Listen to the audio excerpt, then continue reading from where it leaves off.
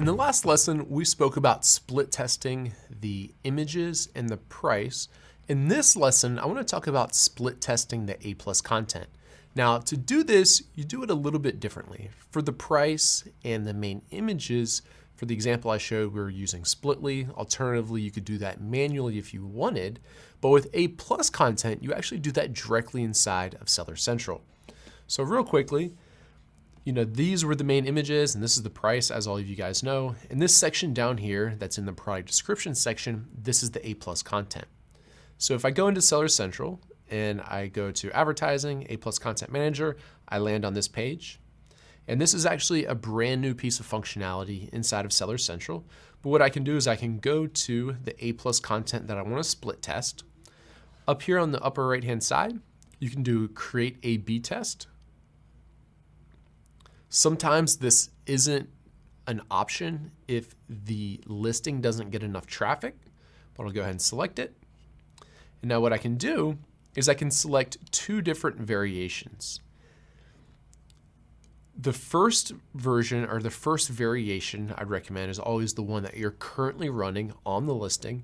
And the second variation is going to be some other form that you want to switch. So maybe you want to try new images in there, or you want to try different sales copy or whatever else that you would think would improve the overall conversion rate of it.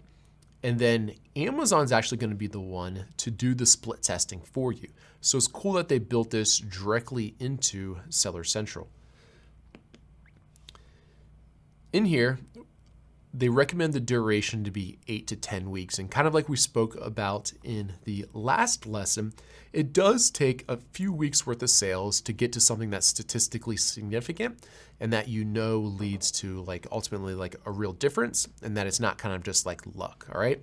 So I'd recommend, if you would like to do this, go ahead and start it immediately, because it's gonna be a month, 2 months, maybe even 3 months before you can reach something that's statistically significant.